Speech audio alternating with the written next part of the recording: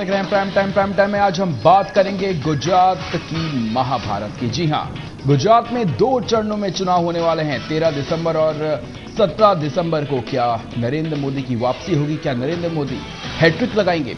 बड़ा सवाल खड़ा हो रहा है। इस पर चर्चा करेंगे, विस्तार से चर्चा करेंगे। आज हमारे साथ स्टूडियो में जुड़ेंगे अनुराग वर्मा, वरिष्ठ पत्रकार हैं। आपका स्वागत है अनुराग जी। हरीश भारद्वाज नेता हैं कांग्रेस की ओर से, आपका बहुत बहुत स्वागत है। फोन पर हमारे साथ आज खास मेहमान जुड़ने वाले हैं, अवधेश कुमार, जेडीयू के नेता हैं। सुरेश मेहता महामंत्री हैं गुजरात परिवर्तन पार्टी के ये महामंत्री हैं। इस डिबेट को हम शुरू करेंगे, लेकिन सबसे पहले ये खास रिपोर्ट देखिए। ये 5 चेहरे हैं जो आने वाले समय में 5 साल के लिए गुजरात की किस्मत को तय करेंगे, या फिर यूं कहें कि आने वाले समय में गुजरात की दिशा और दशा का निर्देशन करेंगे। चुनाव आयोग ने भी आने वाले 5 सालों के लिए अपनी तारीखें मुकर्रर कर दी हैं। गुजरात में 2 चरणों में चुनाव होने हैं। पहले चरण के लिए वोटिंग 13 दिसंबर और दूसरे चरण के लिए 17 दिसंबर की तारीख मुकर्रर की गई है। पहले चरण के लिए उम्मीदवारों का नामांकन 24 और दूसरे चरण के लिए 30 नवंबर को किया जा सकता है। 20 दिसंबर को वोटों की गिनती कर 5 साल के लिए गुजरात के भविष्य को तय कर दिया जाएगा। 3,78,000 वोटरों के लिए 44,496 पोलिंग बूथ भी बनाए गए हैं। वहीं बात अगर सियासी बिसात की जाए तो ये 5 चेहरे ही आने वाले समय में गुजरात की धरती पर चुनावी गर्जना करते हुए नजर आएंगे। गुजरात के चुनावी इतिहास को खंगाले तो चुनावी बरसात में गुजरात का रुख करने वाली कांग्रेस सुप्रीमो सोनिया गांधी पिछले 15 साल से एड़ी चोटी का जोर लगाने के बाद भी यहां असफल रही हैं। हालांकि पिछले चुनावों में वो 59 सीटों को अपने पाले करने में कामयाब रही थी और इसी से सबक लेते हुए अब वो मोदी पर व्यक्तिगत टिप्पणी करने से बच रही हैं।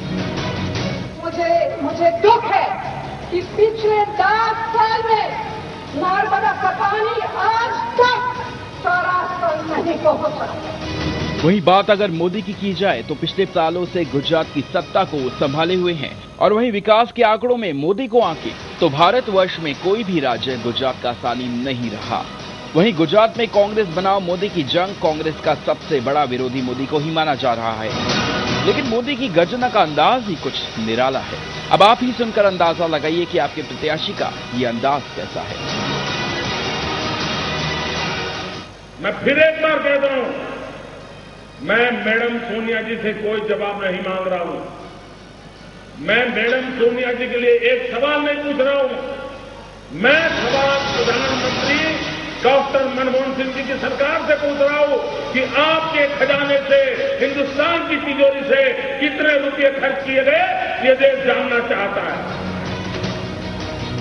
अब इन 3 चेहरों पर नजर दौड़ाई जाए तो इनमें पहला चेहरा केशुभाई पटेल का आता है।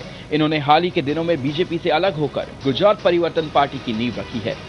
वहीं बात अगर समाजवादी पार्टी के युवा चेहरे यानी अखिलेश यादव की जाए तो गुजरात में इनका पहला चुनाव है और पार्टी इन्हें स्टार प्रचारक के रूप में उतारने वाली है। समाजवादी पार्टी भी सभी 186 सीटों पर ताल ठोकने के लिए पूरी तरह से तैयार है, लेकिन हाल में उत्तर प्रदेश को देखकर लोग इन पर कितना भरोसा करेंगे, ये तो आने वाला समय ही तय करेगा।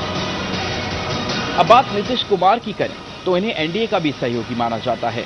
इन्हें भी नरेंद्र मोदी से कड़ी टक्कर मिलने वाली है, लेकिन बिहार में हाल में हुआ इनका विरोध भी इनका नकारात्मक पक्ष दिखाता है।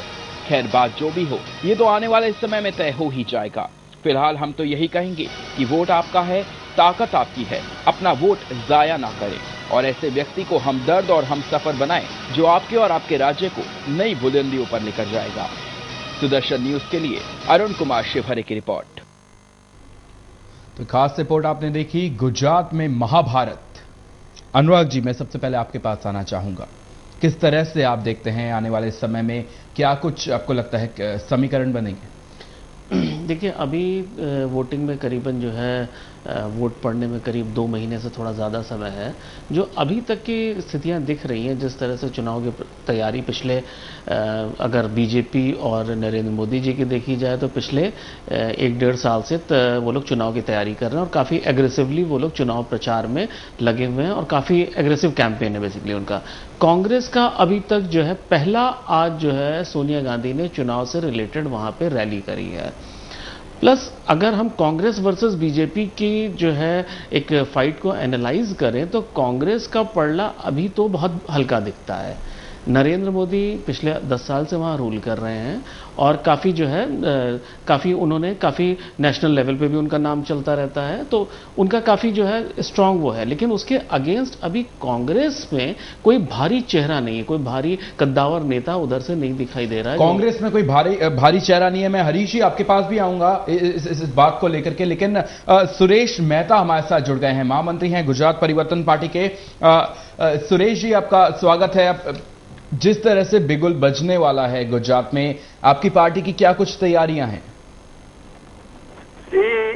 We are completely ready so far as the coming elections are concerned, and dates which are declared today, they are also convenient to all.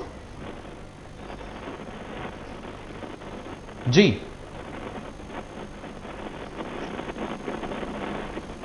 लगता है सुरेश जी से हमारा संपर्क टूट गया है।